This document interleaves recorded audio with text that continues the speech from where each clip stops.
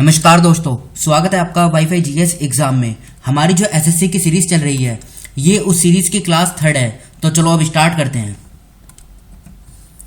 First question, the Khasi and Garo are the languages of the state of. देखो इसमें पूछा है खासी और गारो ये जो लैंग्वेजेस हैं ये किस स्टेट की हैं।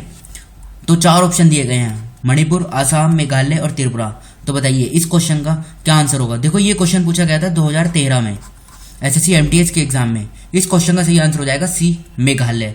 ये देखिए मैप, ये मेघालय का मैप है और यहाँ पर है ये तीनों हिल्स, गारो हिल्स, खासी हिल्स और जयंतिया हिल्स। ये अक्सर एग्जाम में पूछी जाती हैं कि गारो, खासी और जयंतिया हिल्स ये किस राज्य में है।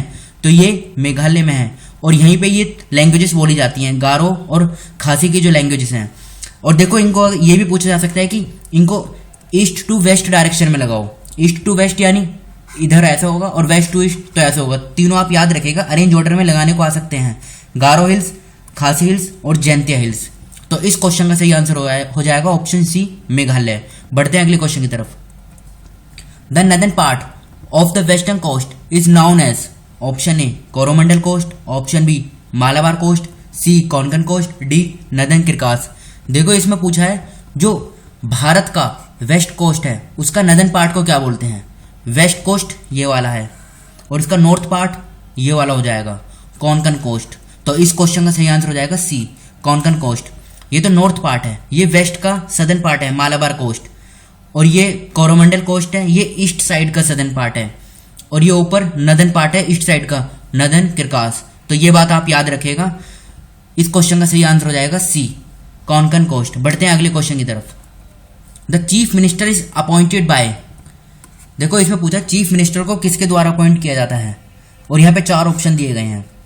देखो मुख्यमंत्री को जो अपॉइंट किया जाता है ये किया जाता है गवर्नर के द्वारा।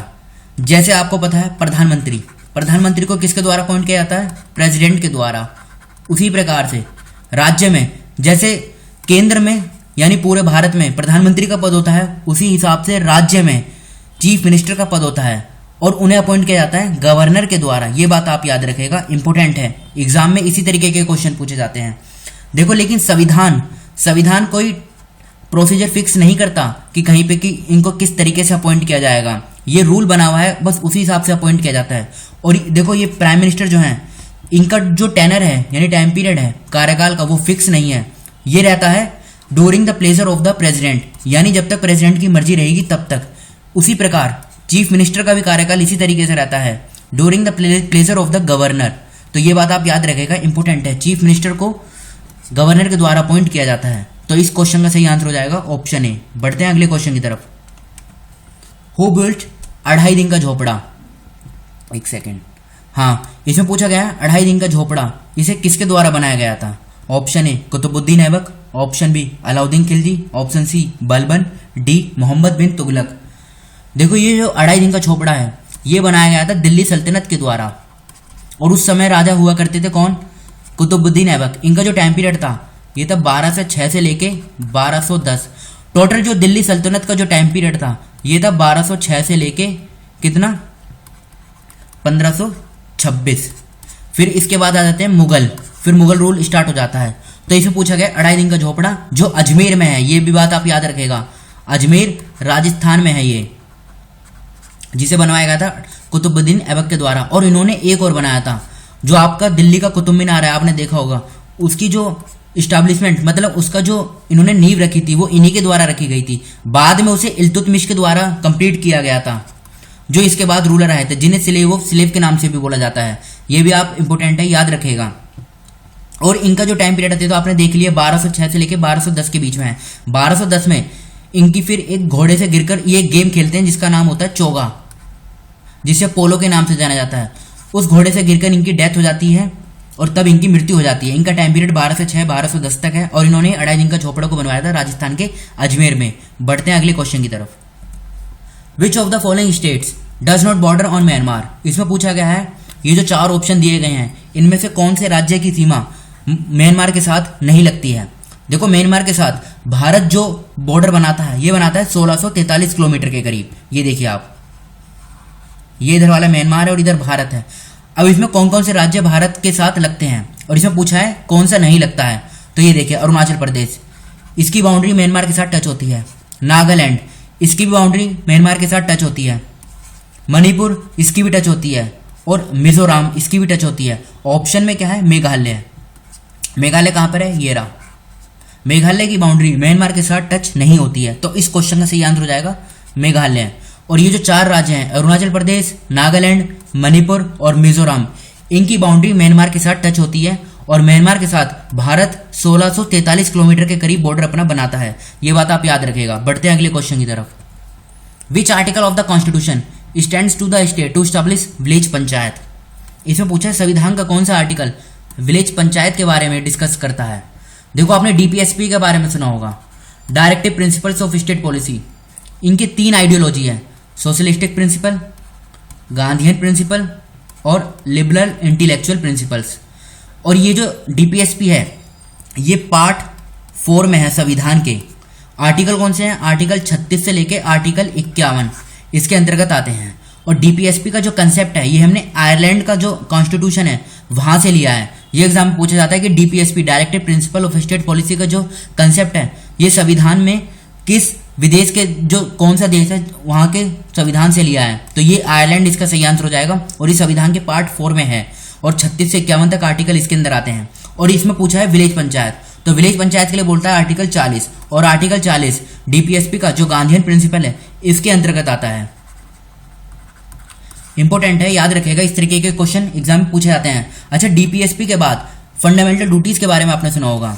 ये टोटल 11 फंडामेंटल ड्यूटीज हैं, इनको ऐड किया गया है पार्ट 4A में, तो ये भी इंपॉर्टेंट है। और किस उसके तहत संविधान के अंतर्गत 42nd कॉन्स्टिट्यूशनल अमेंडमेंट एक्ट हुआ था, कब? 1976 में, तब इनको इंक्लूड किया गया था संविधान में पार्ट 4A में। और आर्टिकल 51A इसके बारे में डिस्कस करता है, फंडामेंटल ड्यूटीज के बारे में। टोटल 11 ड्यूटीज हैं, पहले 10 थी, फिर एक अमेंडमेंट किया गया और एक और बढ़ाई गई, कब? 2002 में। तो अब टोटल 11 ड्यूटीज हैं, इंपॉर्टेंट है, याद रखेगा। और इस क्वेश्चन का सही आंसर है बी। बढ़ते हैं अगले क्वेश्चन की तरफ। The founder of Arya Samaj वास, इसमें पूछा है आर्य समाज के फाउंडर कौन है। देखो आर्य समाज की जो स्थापना की गई थी ये की गई थी 1975 में, कब? 7 अप्रैल 1975 में महाराष्ट्र के मुंबई में। किसके द्वारा? दयानंद सरस्वती जी के द्वारा। और इनको मार्टिन लूथर ऑफ इंडिया के नाम से भी जाना जाता है। इन्होंने एक बुक लिखी थी सत्यार्थ प्रकाश, ये भी इंपॉर्टेंट है, एग्जाम में पूछी जाती है कि सत्यार्थ प्रकाश बुक किसके द्वारा लिखी गई थी, तो ये दयानंद सरस्वती जी के द्वारा लिखी गई थी। और इन्होंने ही आर्य समाज को 7 अप्रैल 1975 में महाराष्ट्र के मुंबई में फाउंड किया था। और ये देखो आर्य समाज जो है इसका मकसद क्या था? नोबल आइडियाज को प्रमोट करना जो मानव जाति के लिए ग्लोबली सही साबित हो सके। इंपॉर्टेंट है, फिर से बोलता हूं, नोबल आइडियाज को प्रमोट करना जो ह्यूमन काइंड के लिए ग्लोबली यानी यूनिवर्सली ट्रुथ हो सके, ट्रुथ यानी सही शामिल हो सके। याद रखिएगा, इंपॉर्टेंट है, मतलब कोई ऐसा आइडिया ना दिया जाए जिससे मानव जाति का एक तरीके से उनको नुकसान हो। ये इनका मेन मकसद था आर्य समाज को फाउंड करने का। और आर्य समाज को फिर बाद में 1992 के करीब 2 पार्ट में डिवाइड कर दिया गया। एक ग्रुप था जो वेस्टर्न एजुकेशन के सपोर्ट में था और एक ग्रुप जो वेस्टर्न एजुकेशन के विरोध में था। इंपॉर्टेंट है, याद रखेगा। इसमें पूछा गया है the founder of Arya Samaj, तो आर्य समाज को फाउंड किया गया था दयानंद सरस्वती जी के द्वारा। बढ़ते हैं अगले क्वेश्चन की तरफ। The non cooperation movement was called off due to. देखो नॉन कॉपरेशन मूवमेंट 1920 में स्टार्ट हुई थी और 1922 तक चली। इसमें पूछा है इसे किसके कारण रोक दिया गया था, ऐसी कौन सी घटना घटी जिसे फिर नॉन कॉपरेशन मूवमेंट को रोक दिया गया। देखो Jallianwala Bagh tragedy, Chauri Chaura incident, Poona pact और गांधी इरविन पैक्ट। अगर इनकी डेट भी याद हो तो ये क्वेश्चन इजीली सॉल्व किया जा सकता है। गांधी इरविन पैक्ट ये कब हुआ था? ये 5 मार्च 1931 को साइन हुआ था। पूना पैक्ट ये कब हुआ? ये 1932 में। और जलियांवाला बाग ट्रेजेडी ये कब हुई? ये 13 अप्रैल 1919 में हुई थी। और चौरी चौरा इंसिडेंट ये कब हुआ? ये 5 फरवरी 1922 में हुआ। और इसी घटना के कारण जो उस समय होते गांधी जी, महात्मा गांधी जी, उन्होंने नॉन कॉपरेशन मूवमेंट को सस्पेंड कर दिया। देखो चौरी चौरा इंसिडेंट में क्या हुआ था, वहां पे जो प्रोटेस्ट कर रहे थे लोग, उन्होंने एक पुलिस स्टेशन में आग लगा दी थी जिसके कारण 22 पुलिस वालों की डेथ हो गई थी। और जो नॉन कॉपरेशन मूवमेंट को स्टार्ट करने का जो उनका महात्मा गांधी जी का मकसद था, उनका मकसद क्या था कि स्वराज को अटेन करना। लेकिन ये जो इंसिडेंट घटना घटी, ये उनका मेन मकसद नहीं था। इसलिए गांधी जी ने चौरी चौरा इंसिडेंट होने के तुरंत बाद ही नॉन कॉपरेशन मूवमेंट को सस्पेंड कर दिया। तो बात है, ये इंपॉर्टेंट है, याद रखेगा। ये क्वेश्चन देखो अक्सर एग्जाम में पूछा जाता है कि non cooperation movement was called off due to, तो चौरी चौरा इंसिडेंट है, और इस क्वेश्चन को काफी तरीके से घुमा फिरा कर एग्जाम में पूछा जाता है। बढ़ते हैं अगले क्वेश्चन की तरफ। Who is popularly known as the grand old man of India? बताइए। देखो ये क्वेश्चन पूछा गया था एसएससी CHSL 2015 में। तो इस क्वेश्चन का सही आंसर हो जाएगा दादा भाई नारोजी। इन्हीं को grand old man of India के नाम से जाना जाता है। इंपॉर्टेंट क्वेश्चन है। बढ़ते हैं अगले क्वेश्चन की तरफ। इसमें पूछा है India is eight which place in the environmental performance index 2020। 2020 में जो EPI यानी एनवायरमेंटल परफॉर्मेंस इंडेक्स जारी हुआ है, इसमें भारत की क्या रैंक है? सबसे पहले तो आप ये जान लीजिए कि जो एनवायरमेंटल परफॉर्मेंस इंडेक्स है, इसको 2 साल में एक बार जारी किया जाता है। किसके द्वारा? याले यूनिवर्सिटी के द्वारा, और 2020 में इसे जारी किया गया है। इसमें टोटल 180 देशों को रैंकिंग दी गई है, जिसमें इंडिया को जो रैंक प्राप्त हुई है ये 168 रैंक प्राप्त हुई है। और इसे लास्ट टाइम, हमने बोला ना इसे 2 साल में एक बार जारी किया जाता है, तो लास्ट टाइम इसे 2018 में जब जारी किया गया था, 2020 से पहले, उस समय जो इंडिया को रैंक प्राप्त हुई थी ये हुई थी 177। तो इंडिया ने 9 स्थान यानी 9 पायदान का सुधार किया है। ये बात आप याद रखेगा, इंपोर्टेंट है। अब इसमें इंडिया को रैंक मिली है 168, तो टॉप किसने किया है? देखो टॉप किया है डेनमार्क ने, दूसरे नंबर पे लग्जमबर्ग, तीसरे नंबर पे स्विट्जरलैंड। ये टॉप 3 भी पूछे जा सकते हैं कि एनवायरमेंटल परफॉर्मेंस इंडेक्स में टॉप 3 कंट्रीज कौन सी है। तो फर्स्ट नंबर पे डेनमार्क, दूसरे पे लग्जमबर्ग और थर्ड पे है स्विट्जरलैंड। और इंडिया को प्राप्त हुई है 168 रैंक। और 2018 में ये भी पूछा जा सकता है कि एनवायरमेंटल परफॉर्मेंस इंडेक्स 2018 में इंडिया की रैंक कितनी है? तो 177, और इसे पब्लिश किया जाता है याले यूनिवर्सिटी के द्वारा। कब? 2 साल में एक बार। तो आज के इस डिस्कशन को हम यहीं पे रोकते हैं। Thank you.